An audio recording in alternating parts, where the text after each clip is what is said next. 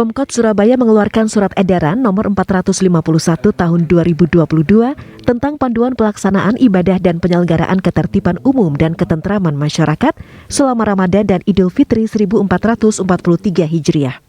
SE ini dikeluarkan agar masyarakat tetap menjalankan protokol kesehatan di tengah pandemi COVID-19 serta mempertahankan level PPKM Surabaya tetap level 1. Ada sejumlah poin yang diatur dalam SE tersebut.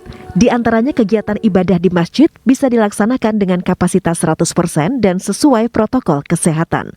Kegiatan bagi-bagi takjil diutamakan di masjid atau lembaga sosial, bukan di tempat publik agar tidak menciptakan kerumunan. Tiap masjid harus memiliki Satgas COVID-19 mandiri. Kegiatan buka bersama di kafe, hotel atau restoran dapat digelar asal sesuai prokes. Kafe, resto, atau warung yang menyediakan makanan sahur dapat buka lagi pukul 1. Kegiatan membangunkan sahur diperbolehkan asal sesuai prokes dan tidak mengganggu ketertiban umum. Serta tempat rekreasi hiburan umum atau RHU dilarang buka. Termasuk bioskop harus tutup pukul 17.30 hingga 20. Tak hanya itu, masyarakat juga dilarang jual beli atau menyalakan petasan. Edi Kristianto, Kepala Satpol PP Surabaya menjelaskan, pihaknya ada sanksi yang dikenakan jika ada pelanggaran mulai dari sanksi teguran, tertulis, penyegelan hingga pencabutan izin. Namun jika berkaitan dengan pidana akan diserahkan pada kepolisian. Jadi terkait dengan SE 5599 penyelenggaraan ketentraman dan ketertiban umum di bulan Ramadan tahun 2022 Masehi ini, yang pertama adalah penyelenggaraan kegiatan ibadah puasa, khususnya pembagian takjil secara gratis dan sahur on the road diutamakan, sekali lagi diutamakan, dilaksanakan atau diarahkan di masjid, musola atau tempat-tempat lembaga sosial yang lainnya untuk tidak menciptakan kerumunan. Terus yang berikutnya, kegiatan ibadah sholat taraweh, sholat 5 waktu bisa dilaksanakan di masjid dengan kapasitas 100% di level 1 ini, dengan tidak melebihi kapasitas yang ada.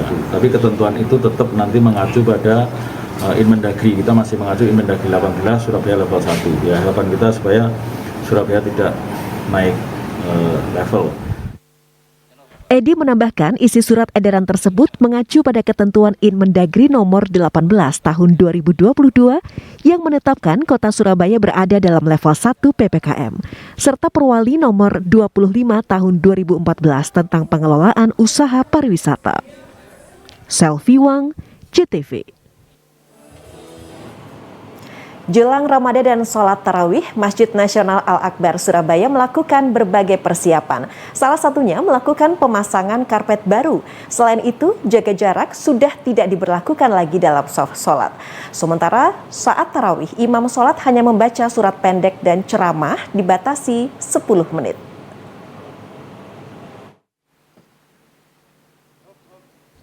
Berbagai cara dilakukan untuk menyambut datangnya bulan suci Ramadan. Salah satunya Masjid Nasional Al-Akbar Surabaya yang tengah melakukan persiapan untuk pelaksanaan ibadah sholat tarawih. Untuk memberikan kenyamanan para jamaah, pihak Masjid Al-Akbar memasang karpet dengan kualitas terbaik hampir di semua ruangan karena sejak pandemi COVID-19, Masjid Al-Akbar terpaksa tidak memasang karpet. Saat ini, untuk sholat di Masjid Al-Akbar Surabaya sudah tidak memberlakukan jaga jarak termasuk sholat tarawih. Namun saat tarawih nanti, imam sholat diharuskan membaca surat pendek dan membatasi ceramah hanya 10 menit. Alhamdulillah Masjid Al-Akbar Surabaya sudah siap melaksanakan ibadah sholat tarawih. Kapanpun tanggalnya, kami masih menunggu keputusan pemerintah. Alhamdulillah tahun ini pelaksanaan sholat tarawih dan juga ibadah lainnya kami juga akan merapatkan soft, kemudian kami pasang karpet. Tapi prokes yang lain, misal harus semprot disinfektan rutin setelah sholat, kemudian ada cek suhu, hand sanitizer tetap kita lakukan. Artinya kebijakan dari pemerintah setempat, pemerintah daerah untuk melaksanakan 100% kami lakukan, tapi prokes yang lain tetap kami terapkan. Selain melakukan pemasangan karpet, Para marbot Masjid Al-Akbar Surabaya juga melakukan penyemprotan disinfektan 3 kali dalam sehari. Pagi hari sebelum sholat subuh, sebelum sholat zuhur, dan sebelum sholat maghrib. Untuk menghindari kerumunan saat selesai sholat, pihak Masjid Al-Akbar menyediakan tas plastik untuk sandal jamaah. Bagus Setiawan, JTV.